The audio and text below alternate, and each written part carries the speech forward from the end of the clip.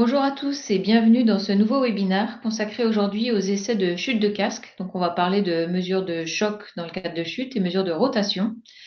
Je suis aujourd'hui accompagnée donc pour ce sujet de Monsieur Romain Lefort, Bonjour. qui est responsable du département Aliénor Métrologie, donc R&D chez Crit Sport Loisirs, et Monsieur Nicolas Quagliodi, pardon pour la prononciation, responsable du pôle EPI. Bonjour à tous. Pour représenter PCB Piezotronics, je suis accompagnée de Luc Mijon, ingénieur d'application, Bonjour. et je suis moi-même Maïwen Courbeau, donc responsable de la partie marketing et digital et organisatrice des webinars. Alors, en termes d'organisation, on va vous présenter rapidement les deux entreprises, du coup PCB et puis le CRIT.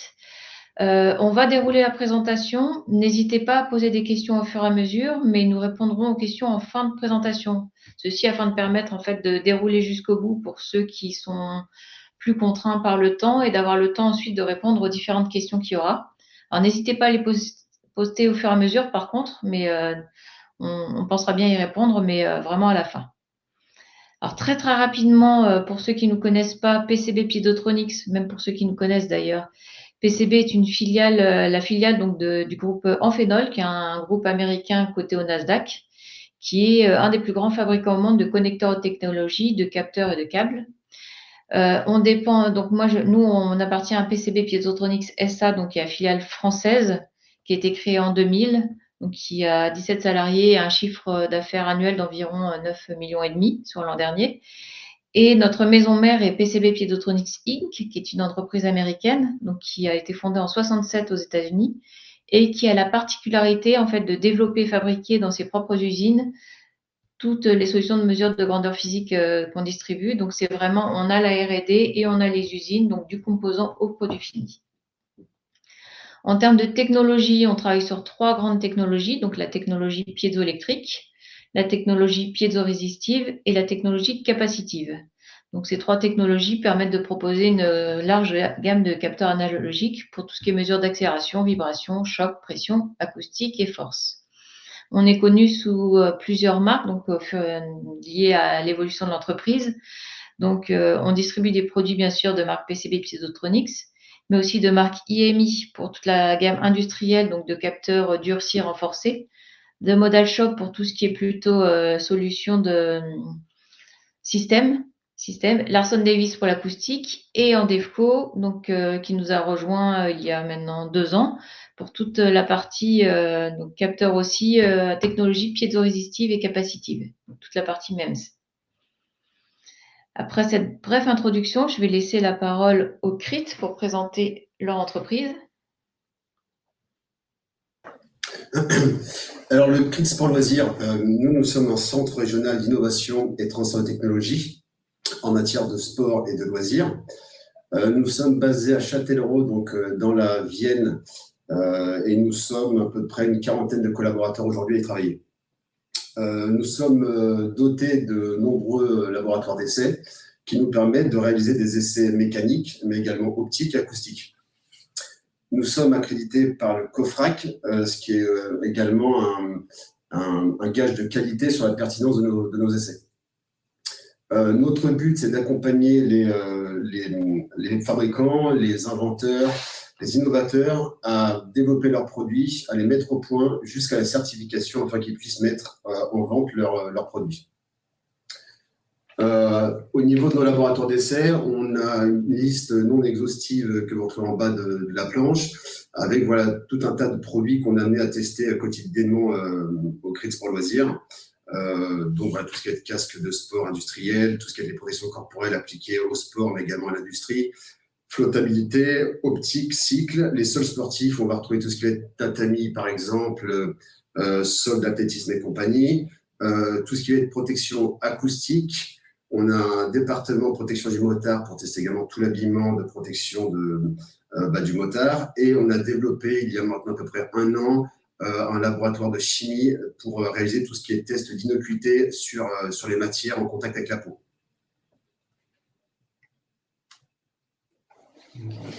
Donc, comme vous avez dit Nico, donc on a aussi un centre, on a un centre régional d'innovation de transfert de technologie. Donc, une des missions premières du CRIT, c'est de faire du transfert de technologie entre les laboratoires publics et le monde professionnel et d'apporter aussi une expertise scientifique et R&D pour les petites les PME. Pour faire ça, en fait, on est adossé à l'université de Poitiers, plus particulièrement à l'Institut des Primes, qui se trouve à côté toujours dans le département de la Vienne, à proximité du Futuroscope, et plus précisément avec l'équipe Robios. Donc, c'est l'équipe qui travaille sur les aspects robotique, biomécanique, sport et sciences. Donc ça nous permet d'être labellisé CRT, Centre de ressources technologiques, par le ministère de l'Enseignement supérieur de la Recherche. Avec cet adossement, nous travaillons également en forte collaboration avec le CREPS de Poitiers, qui accompagne les jeunes athlètes de haut niveau, mais également aussi les entraîneurs sportifs, ce qui nous ouvre une porte pour travailler sur différents projets avec les fédérations françaises et donc travailler sur les différentes thématiques d'optimisation des performances du sportif du haut niveau. L'ensemble de ces collaborations a abouti aujourd'hui à un consortium qui s'appelle le CAIPS et qui nous permet, donc, au CRIT Sport Loisirs, de travailler et d'apporter des différentes solutions, réponses adaptées aux différents projets que l'on peut rencontrer sur des aspects scientifiques et technologiques dans le monde du sport et également dans une moindre mesure sur l'aspect humain-santé. Alors, au niveau du contexte, pour homologuer les casques de moto, aujourd'hui, ces casques-là doivent être conformes au règlement 2205. C'est un règlement qui n'est pas tout récent, car il date de 2012. Et récemment a été publiée la version 6 du règlement. Donc, on a dû faire une étude nous en interne, voir les différences en termes d'essais entre le 2205 et le 2206 pour pouvoir réajuster nos bancs d'essais et pouvoir proposer à nos clients la certification selon le 2206. Le grand changement de ce référentiel par rapport au 2205, c'est l'ajout d'essais, d'impact rotationnel. Donc, l'idée étant de venir impacter le casque sur une enclume inclinée et de pouvoir mesurer du coup les vitesses angulaires au moment de l'impact. Ce qui nous a obligés en fait à chercher une solution pour intégrer des capteurs de vitesse angulaire au sein de notre fausse tête d'essai pour pouvoir mesurer donc du coup ces vitesses angulaires et de développer un système de transmission de l'information sans fil.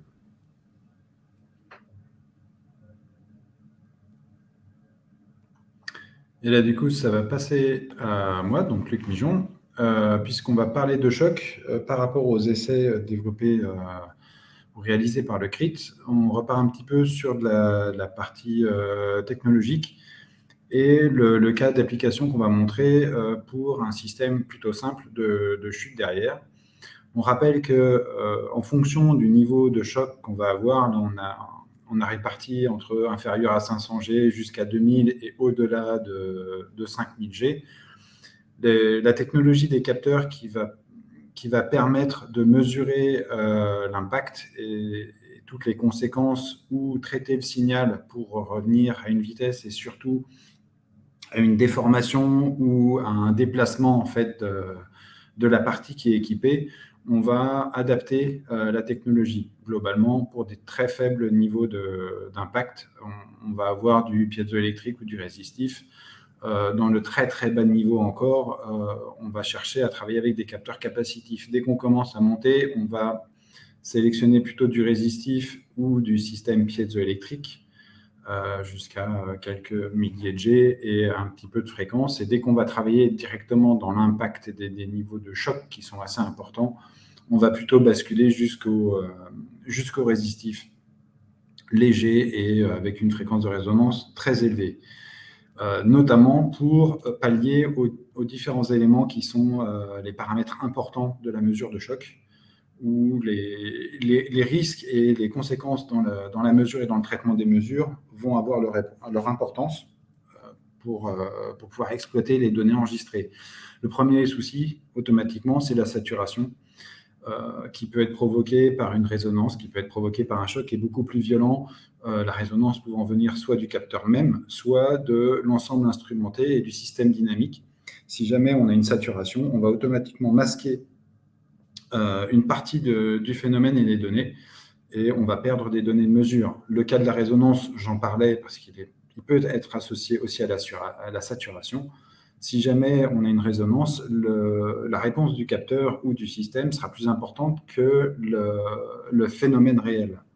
Il y aura un phénomène d'amplification qui va générer des erreurs de mesure et une capacité en fait à casser le capteur. Si on surcharge le capteur par sa résonance, on risque de l'endommager. Donc on peut perdre l'essai et on peut perdre le capteur éventuellement aussi.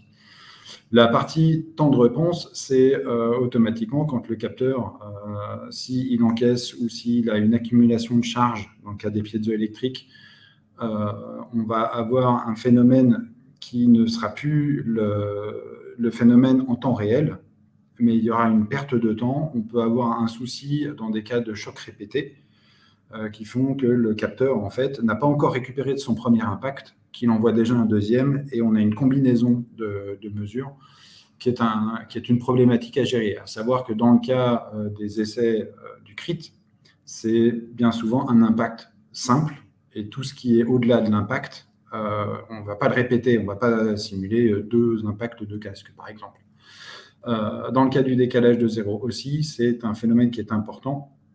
En fonction des technologies et du principe de mesure, on peut avoir des conséquences très importantes. Le détail en dessous est montré par rapport à 2 courbes de capteurs, où lors de la mesure d'accélération, on a l'impression qu'elles sont superposées. Par contre, dès qu'on va commencer à intégrer pour avoir une valeur de vitesse, le léger décalage de retour à zéro va être perçu comme, après intégration, comme étant persistant. Et si on revient cette fois-ci à la valeur de déplacement en intégrant une deuxième fois, automatiquement, on va avoir une valeur complètement erronée. Et quand on travaille, par exemple, avec des pièces qui vont s'écraser, qui vont se déformer, ou qui vont se déplacer suite à un impact, toutes ces valeurs-là rendent les mesures inexploitables, au moins cette partie-là. Donc, dans le choix des capteurs, notamment de l'impact, ceux qui auront les propriétés les plus fiables, ce seront des capteurs plutôt résistifs, où en fait, on aura une mesure réelle de la déformation associée à l'accélération, et donc au choc ou à l'impact. On va travailler avec un système non amorti, avec différents types d'amortissement pour permettre en fait d'éviter que le système de mesure dynamique du capteur vienne se superposer au phénomène qu'on souhaite mesurer. C'est-à-dire si l'équipement, lui, résonne, c'est quelque chose dont on a peut-être besoin d'enregistrer ou d'avoir conscience, il ne faut pas que ce soit le capteur et ses propriétés à lui qui viennent en fait masquer les éléments importants de la mesure. Dans ce type de niveau de choc, dans le cas des casques, et essentiellement dans tout ce qui est critères humains, on a des niveaux qui sont relativement faibles et des fréquences qui sont assez basses.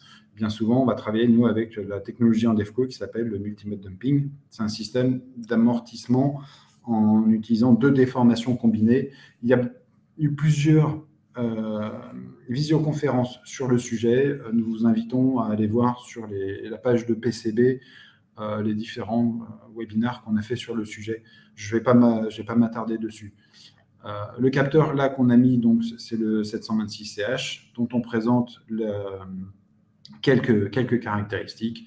2000G, à savoir qu'il a un niveau de sensibilité qui est très important. Donc même avec des valeurs de 2000G, on est capable de mesurer la dizaine de G, le G ou généralement des impacts de tech ou sur le corps, où on va être aux alentours de 50-60 G. On a des indices de protection qui sont relativement importants, qui lui permettent d'être mis à tout endroit ou dans différentes conditions. On a un niveau de fréquence de résonance et une réponse en fréquence qui est jusqu'à 5000 Hz en standard. C'est bien souvent suffisant pour tout ce qui est phénomène sur le corps humain. On est plutôt aux alentours de 1500 Hz. Je passe sur une application qu'on a faite notamment au CRIT, où cette fois-ci, si vous regardez la photo qui est en haut à droite, En fait, on a pris un casque de moto sur lequel on a collé 3 capteurs. Le capteur qui est central un peu en bas va recevoir, en fait, être proche d'un impact fait par une bille métallique sur l'arrière du casque. Et les 2 capteurs qui sont cette fois-ci à gauche et à droite, ce sont 2 capteurs résistifs avec 2 niveaux d'amortissement différents. L'un n'est pas amorti, c'est le 7264C, qui est le capteur standard de tout ce qui est mannequin hybride qu'on peut trouver dans les essais de crash. Et l'autre qui est la technologie aussi en DEFCO, les 2 capteurs sont de fabrication en DEFCO, avec ce fameux amortissement multimode. Donc le capteur central est le plus proche de l'impact, c'est la courbe noire. Et après, on a les 2 capteurs qui sont à peu près équidistants entre la version amortie et non amortie. Si vous regardez maintenant le résultat de l'impact par la bille, il y a plein d'éléments dont j'expliquais les phénomènes tout à l'heure qui permettent de ressortir en fait de simples graphiques. Le premier est donc la courbe noire qui est l'impact initial. Et après, on va avoir donc la partie verte et la partie bleue qui sont les réponses de chacun des 2 capteurs. Le bleu est le capteur amorti multimode et le vert est le capteur non amorti. Immédiatement, on voit que, notamment sur la fin, il n'y a plus d'impact. Mais le capteur qui est non amorti continue à résonner. Si on fait une analyse par transformée de Fourier, on verra que ce sera aux alentours de 26 kHz, qui est la fréquence de résonance du système non amorti. Le cas du bleu, en fait, on va avoir la partie amortie qui redevient plate. Si on voit bien à la fin, on voit que les 2 amorces de fréquence se combinent. Il y en a un qui est bien amorti, mais qui voit ce petit phénomène, l'autre qui est amorti, qui continue de donner des informations qui, elles, sont erronées. Ce phénomène de résonance, il a aussi un impact sur le pic. Si vous arrivez à bien voir la courbe, en fait, on regarde au niveau du 2e pic important bleu. On voit bien le bleu qui monte en faisant une courbe et la partie verte qui, elle, est par la résonance du capteur en opposition de phase. Et donc, la partie verte, par sa résonance, va diminuer la valeur de mesure de ce pic-là, alors que le bleu, lui, suit correctement son impact. On voit aussi cette erreur sur le 3e pic, par exemple. Enfin, celui qui est le pic bleu vers le bas, automatiquement, ce sera l'inverse, c'est-à-dire qu'on va avoir le phénomène de résonance qui va diminuer la valeur de l'impact, alors qu'elle est plus importante. Si on regarde l'impact initial, on était à peu près à 350 G. Automatiquement, de par la propagation de choc, on va avoir une perte d'énergie. Si on regarde le capteur qui est amorti, on arrivera à un niveau de 280 G, ce qui est constaté sur la courbe. On aura une légère perte d'énergie. Par contre, le capteur qui est vert, lui, alors qu'il y a automatiquement un amortissement, il a mesuré aussi à 350 G. Là, on a la conséquence de ce que je disais tout à l'heure. On peut avoir un phénomène de résonance qui va, alors que la valeur est plus faible, elle ne pourrait pas être égale à la valeur initiale du pic, on a quand même un signal qui est égal à la valeur initiale. Donc, il y a une interférence soit dans le casque, soit dans le capteur. Là, en mettant les 2 en comparaison, on voit bien que c'est le capteur qui peut générer des fausses informations supplémentaires. Donc, je vais repasser la main après une petite vidéo pour vous montrer l'essai qu'on a fait, puisque les impacts, on l'a fait devant, derrière le casque. Là, vous voyez la bille. Donc, il est important de choisir le bon capteur pour être sûr que, encore une fois, ce n'est pas le capteur qui va être caractérisé, mais c'est bien l'élément qu'on va faire. La petite vidéo, si on la relance encore une fois, c'est une petite anecdote. Le montage est tout aussi important. Le capteur, quand on l'a fait en visière face avant, en fait, on l'a collé à la cire d'abeille. Et en fait, la cire d'abeille n'a pas tenu la vibration. Et le capteur qui prend l'impact frontal s'est décollé, alors que les 2 autres qui étaient sur les côtés, 72-64C et 726CH, ont tenu. Hop, je vais repasser sur l'autre capteur, puisqu'on parlait de capteurs combinés maintenant sur les essais avec une mesure de vitesse de rotation et de déplacement angulaire, avec les systèmes d'impact. Le système de capteurs angulaires est différent des capteurs d'impact où là on travaille avec un phénomène résistif. Là on parle d'un phénomène capacitif. Encore une fois, il y a eu une présentation sur cette technologie. Il y a beaucoup de choses qui sont marquées sur l'écran, mais je vais aller très très vite. On travaille sur le principe d'une partie mobile centrale entre deux surfaces d'une capacité. Et la déformation, ça c'est le schéma qui est en haut à droite, la déformation va modifier l'écartement entre ces deux surfaces de capacité, qui sera proportionnelle à la sollicitation et délivrera donc un signal linéaire par rapport à la force qui aura été subie. Cette force, elle est obtenue par une combinaison d'un phénomène Coriolis, c'est-à-dire on va exciter un axe en vibration, on va mesurer perpendiculairement à cet axe la résultante d'un phénomène où la vitesse de rotation va générer une force, justement, par la force de Coriolis. En mesurant la résultante d'un système forcé associé à une variation d'angle, on est capable de mesurer la valeur d'angle. Très brièvement. Le capteur qui est utilisé cette fois-ci est un 7310A. Une petite caractéristique, c'est autant que le capteur de la technologie résistive, autant que la technologie capacitive est capable de mesurer le continu. Et quand on va travailler avec des intégrations, ce que j'expliquais au début, c'est un paramètre très important pour avoir une mesure fiable. Qui plus est, elle a des butées mécaniques, elle est capable d'accepter des surcharges. Et donc, le choc initial passé, dès qu'on se retrouve dans une plage de mesure que le capteur est capable de traiter, on aura une valeur vraie de la mesure. Je repasse la main à messieurs du CRIT. Alors, concernant l'homologation des casques de moto, on a voulu ici vous faire un petit peu un condensé des différents paramètres en fait, d'essai, avec d'un côté ce qui est réalisé aujourd'hui avec le règlement 2205. Donc, pour résumer, un essai d'impact sur une enclume plate ou un angle de trottoir, dite enclume cornière, une vitesse d'impact de chute de 6 à 8 mètres secondes, et on vient du coup mesurer l'accélération sur les trois axes, calculer la résultante, et on a également après derrière un calcul du HIC. Donc le HIC, c'est Head Injury Criteria, qui est l'écriture de blessure à la tête.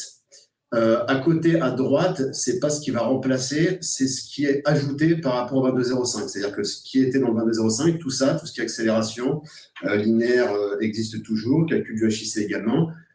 Par contre, on vient du coup rajouter donc un essai d'impact sur une enclume inclinée à 45 degrés. Sur cette enclume-là, on aura rajouté un papier abrasif pour accentuer la rotation du casque, éviter justement le glissement du casque sur l'enclume. On a une vitesse de chute de 6,5 mètres secondes et donc on doit ajouter la mesure de vitesse angulaire sur trois axes selon les axes anatomiques de la fausse tête.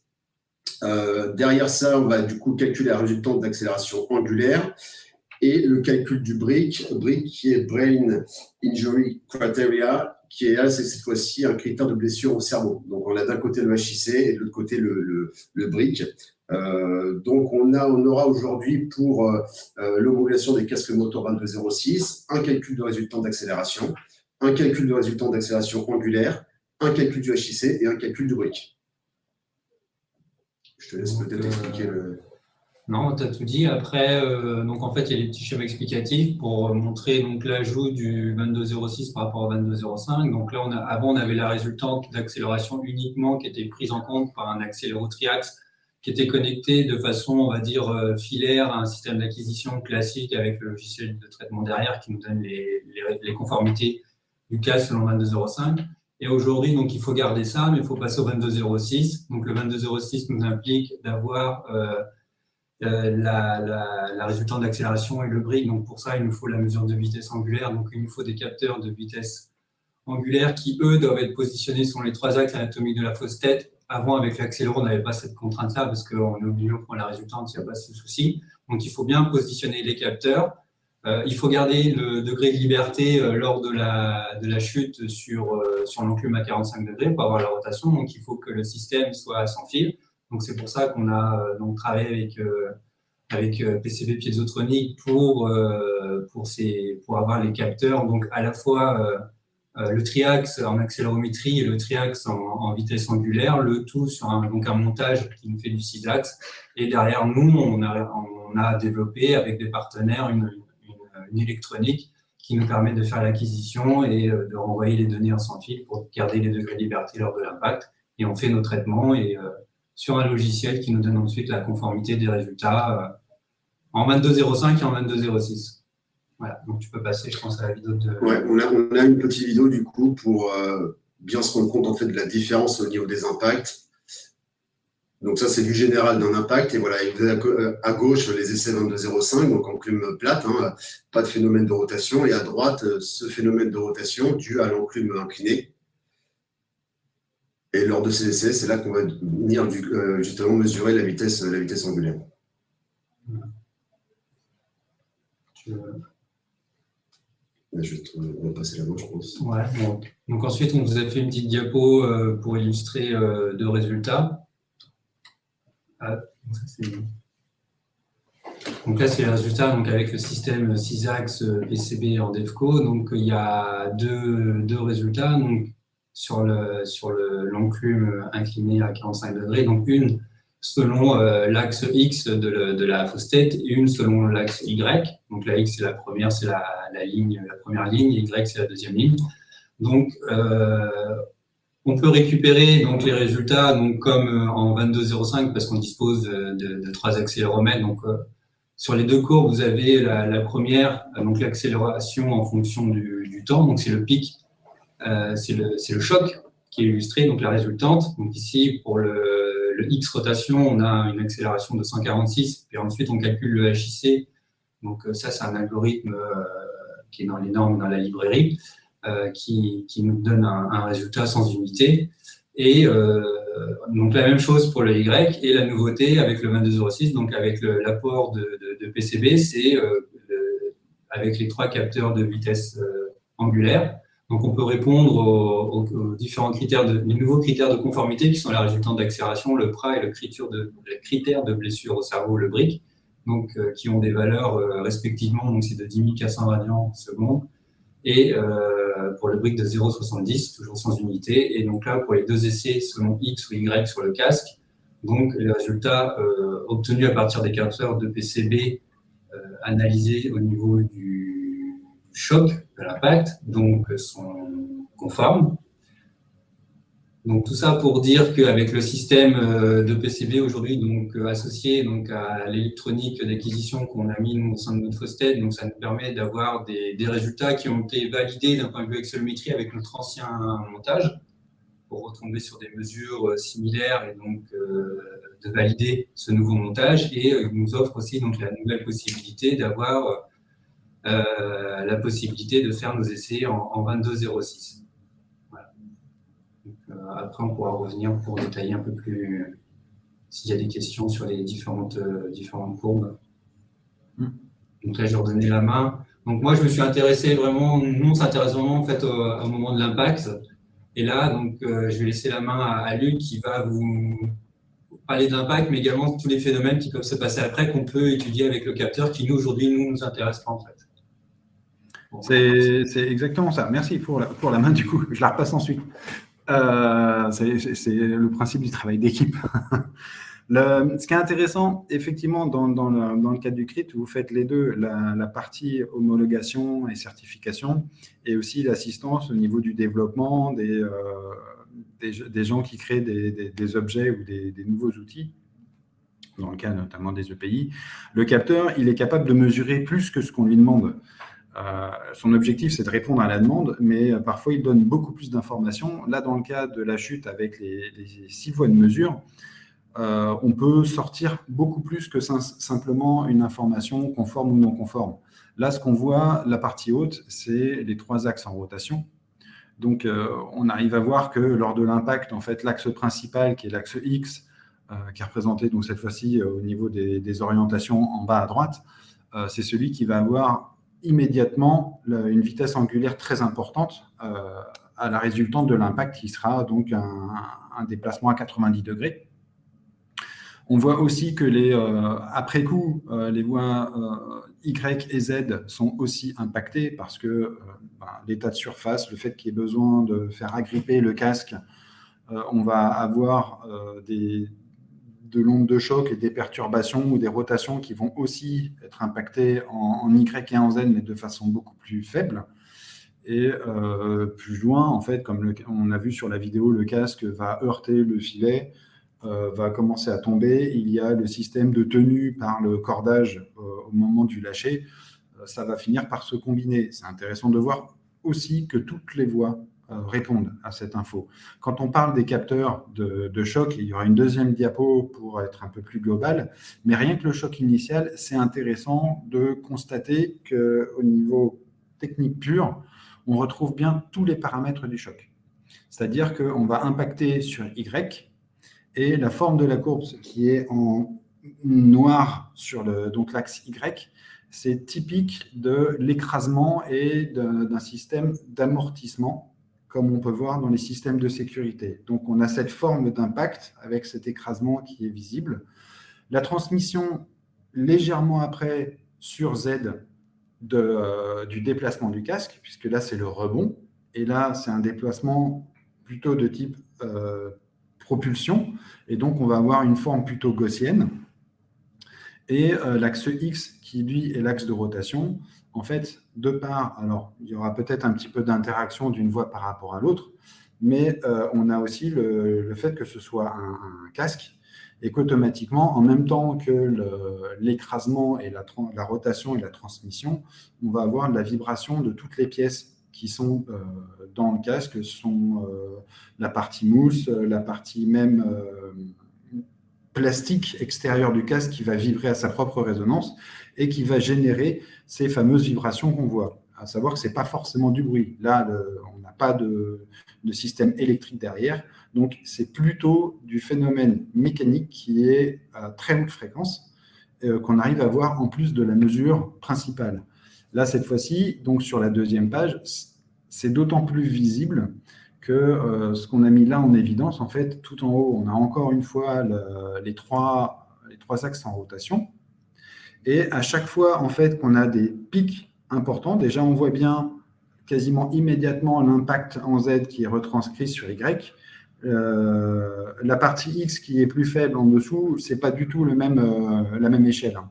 On a amplifié de telle sorte à voir les phénomènes de pic, mais on retrouve bien que quand on a une variation de rotation assez abrupte, eh ben, c'est associé aussi à une mesure d'impact. Donc, on a une parfaite corrélation entre chacun des phénomènes angulaires par rapport à un phénomène purement d'impact ou d'accélération.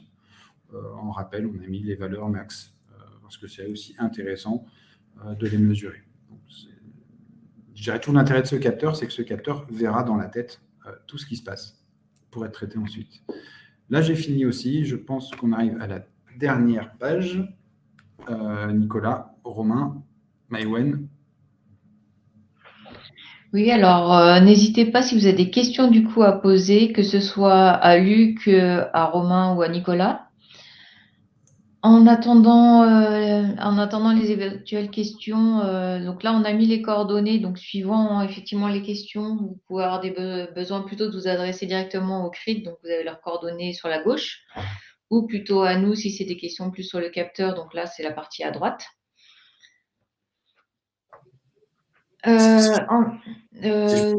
Juste quelque chose au niveau juste du site internet du CRIT Sport Loisirs, il est en refonte, donc c'est pour ça qu'il n'y aura pas forcément les dernières infos sur le site, donc pas hésiter à nous contacter si vous avez besoin d'informations supplémentaires.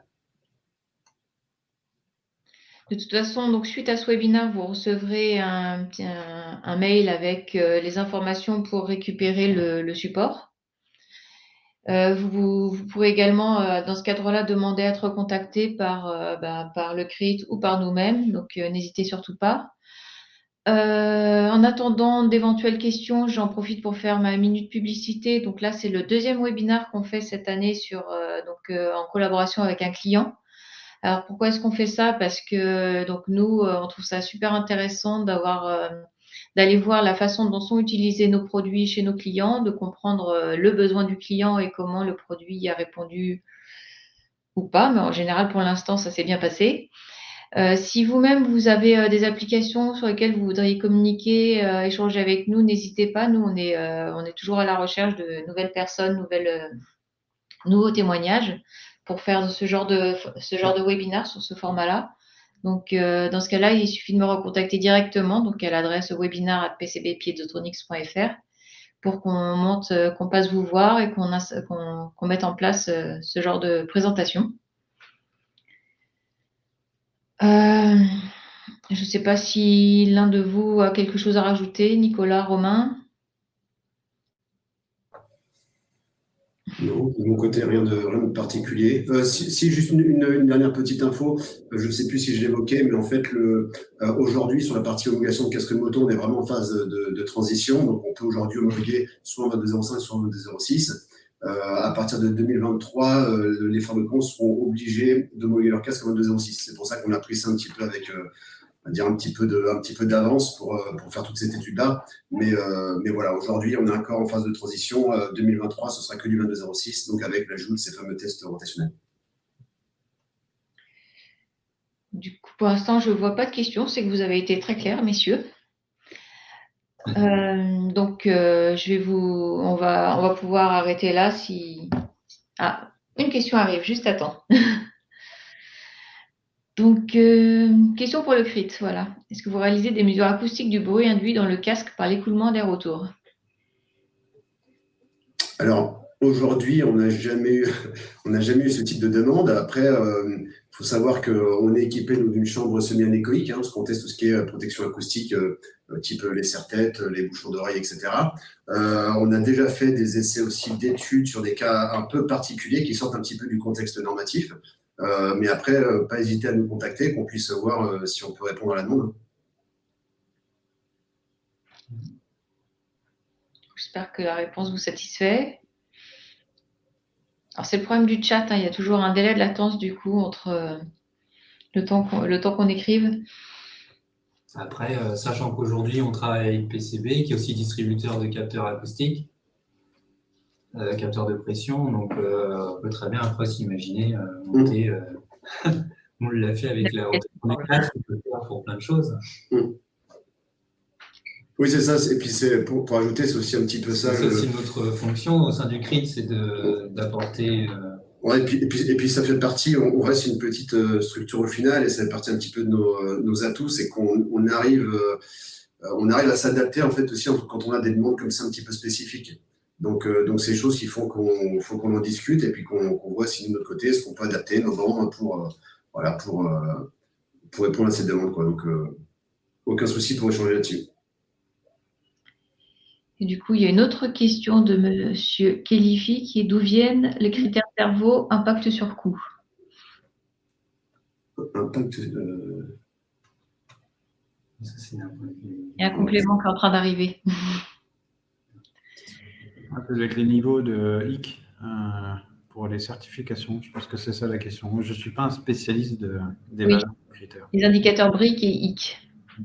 Je sais pas, ça, je peux te laisser t'expliquer, non? Cette partie? En fait, c'est dans la norme, il y a une formule mathématique qui est basée sur des études scientifiques qui ont été réalisées sur différents chocs. Ils ont déterminé derrière une équation mathématique pour en sortir un critère Critère lésionnel, oui, c'est ça, c'est exactement ça. Voilà, ouais. c'est ça. Et c'est quelque chose qui a été repris, en fait, faut savoir que le règlement 2205 sort, en fait, de la normalisation européenne. C'est un règlement qui vient de l'UNECE et donc l'UNECE aussi, c'est eux qui élaborent les règlements pour tout ce qui va être automobile. C'est pour ça qu'on parle de règlement et pas d'une norme là pour les casques moto. Et on va retrouver également tout ce qui va être réglementation sur les véhicules, les crash tests, etc. Et en fait, tout ce qui est HIC et BRIC sont repris à la base de tout ce qui est du monde du crash test automobile.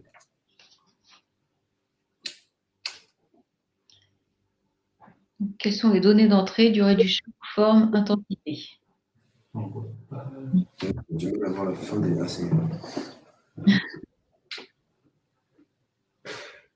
Après, alors tout ça, donc les données d'entrée, c'est les données capteurs. Durée du choc, donc ça, c'est la norme qui définit qu'il faut se positionner comme on expliquait tout à l'heure. Nous, on ne prend que le choc, donc il y a un seuil qui définit le début du choc, il y a un seuil qui définit la fin du choc. Donc après, on va travailler que sur ce choc-là pour faire les calculs qui sont liés au HIC, mais également aux briques avec les capteurs de vitesse angulaire. Et après, pour la deuxième question, qui est les précautions particulières prises par le CRIT, donc ça, c'est technicien qui est équipé de moyens pour pouvoir positionner la fausse tête dans le casque, dans l'angle donné pour impacter sur le point. Donc le point est d'abord positionné. Ouais, l'angle de la fausse tête à l'intérieur du casque est bien défini dans le règlement. Donc c'est quelque chose qu'on vient contrôler. Souvent, ce qu'on fait, c'est qu'on trace en fait sur le casque. En fait, on va bien tracer une ligne, on va dire plus ou moins verticale, et en fait, on va venir du coup pivoter la fausse tête à l'intérieur du casque pour qu'elle soit toujours dans cette position-là. Donc ça, c'est des choses qu'on vient tracer sur le casque avant, parce qu'on a une table avec de traçage avec pas mal de laser autour, etc. Une fois qu'on a tracé ça, on sait exactement comment le casque doit être positionné comment la fausse tête doit être positionnée dans le casque. Je crois qu'il y a une photo au début où on voit quelques têtes. Et il me semble qu'il y a justement ces traits qui sont visibles. Alors la photo n'est pas très très grande, mais c'est des têtes de traçage. Ah oui, tout au début. C'est dans les premières. Celle-là. Voilà. D'accord. En arrière. Ici. Les fausses têtes en bas. Ici, voilà, les faussettes en bas. Donc ça, c'est pas des faussettes de choc, c'est vraiment des faussettes de traçage. Où dessus, on peut voir le marquage des différents plans de la fausse tête. Et puis on a différents points lignes qui nous servent justement à procéder au traçage du casque avant les impacts. Il y a aussi une question sur les mannequins instrumentés. Ouais, alors nous, on n'utilise pas ces mannequins-là. Parce que nous, on parle vraiment sur la partie casque, donc nous, c'est plus des fausses têtes d'essai plutôt que des mannequins complets. Sachant qu'aujourd'hui, des études sont en cours pour des projets de futures normes ou éventuellement, peut-être qu'on utiliserait une fausse tête hybride 3. Pour des essais de futurs essais rotationnels. Donc c'est aussi en discussion, mais nous après sur la partie vraiment mannequin complet instrumenté, on n'a pas d'essai aujourd'hui qui nécessite d'avoir ce type de matériel. Il y a une question sur les données d'entrée. Oui, c'est ça. Tout à l'heure. Ouais. Si on parle au niveau capteur, on reste aujourd'hui dans un signal analogique. Et la durée du choc ou la forme, c'est effectivement la configuration de l'essai en fonction de la hauteur de chute, le type d'impact, si c'est sur l'enclume à biseau et une enclume plate. C'est ça qui va donner la réponse en fait de la mesure des capteurs. Ça va donner la réponse en forme et intensité. Après, la durée du choc, c'est le seuil qui définit exactement la durée du choc. Ouais. C'est là où le respect de la mise en place, comme vous dites, par le technicien est important parce qu'on sait très bien que dans des cas d'impact, si on veut être répétable, il faut vraiment que tout soit répétable, même au niveau mise en place. C'est ça, et puis il y a beaucoup il y a tout un travail de technicien en amont pour vraiment procéder au traçage. Il y a également, on n'en a pas parlé, mais le serrage de la jugulaire, donc la partie qui vient retenir le casque sur la tête, ça pareil, tout ça est très bien défini dans le règlement 2206, parce que c'est un impact important, donc soit on vient serrer comme un bourrin le casque, ou si il y a un certain degré de liberté au niveau de la rotation des casques, ça peut jouer également. Donc tout ça est intégré, et en fait le système qui a été intégré dans la norme, c'est qu'on vient mettre un cylindre de 10 mm de diamètre, on vient serrer la jugulaire, on enlève ce cylindre, et c'est ce qui nous permet d'avoir sur chaque essai, en fin de compte, le même serrage en fin de compte de la jugulaire. Donc tout ça, en fin de compte, tout est fait pour que il y ait qu'on soit à chaque maximum de repos. Voilà, ouais, c'est ça, maximum de repos. Répétable et traçable, du coup. Ouais. Je ne sais pas s'il y a d'autres questions. En tout cas, avant de conclure, je voulais quand même remercier aussi le CRIT de nous avoir fait visiter tous ces bancs d'essai et autoriser aussi à les utiliser. Donc, on a eu la chance de pouvoir faire nous-mêmes des essais pour pouvoir voir un petit peu ce que donnaient nos capteurs en conditions réelles, puisque chez PCB, alors, il y a des choses aux États-Unis, mais pas en France. Donc, du coup, on est toujours ravis de pouvoir utiliser les installations de nos clients pour pouvoir faire des essais un peu plus sympas que ce qu'on peut faire nous avec nos moyens un peu plus artisanaux. Et en faire profiter tout le monde. Et en faire profiter tout le monde. Bah, nous c'est toujours aussi un plaisir partagé. Un plaisir, voilà, c'est toujours un plaisir en plus de pouvoir aussi montrer notre outil de travail, hein, nos bancs d'essai, voilà, et notre manière aussi de travailler, donc un plaisir partagé. Et du coup, pour rebondir sur ce que je disais tout à l'heure, s'il y a d'autres personnes qui ont qui veulent partager avec nous, on est ouvert, on serait ravis de venir visiter les installations, essayer les installations, travailler sur des témoignages communs. L'intérêt en fait de cette démarche, c'est aussi de faire profiter l'ensemble de la communauté qu'on connaît, en tout cas celle qu'on arrive à toucher, d'expériences qu'ont d'autres personnes qui ont les mêmes problématiques. Alors, le même type de problématiques, c'est pas toujours exactement les mêmes, mais bon, en tout cas, quand on parle d'essais de chute, d'essais rotationnels, c'est toujours intéressant de voir ce qui se fait à côté et quelles sont les solutions qui peuvent être utilisées. Donc, on est vraiment dans une démarche comme ça de partage, donc n'hésitez vraiment pas. Je pense qu'on va pouvoir s'arrêter là. En tout cas, merci à tous pour votre écoute, pour votre participation. Ce fut un plaisir. Merci à tous. Merci à tous, oui. Ouais, merci. Et on vous souhaite une bonne journée. On vous envoie donc très rapidement un message avec les supports de présentation et à nouveau les contacts pour pouvoir nous recontacter. Et je transmettrai également au CRIT Sport au Loisir les contacts des gens qui ont demandé donc à les contacter. Je cherche dans le chat, là, mais voilà, Madame Drouet. Donc je transmettrai les contacts pour que vous puissiez échanger. Et on aura peut-être besoin de vos capteurs, du coup. Avec plaisir. On viendra tester l'application. Très bien. Très bien. Bonne journée. Bon après-midi. Bonne journée. Au revoir. Au revoir.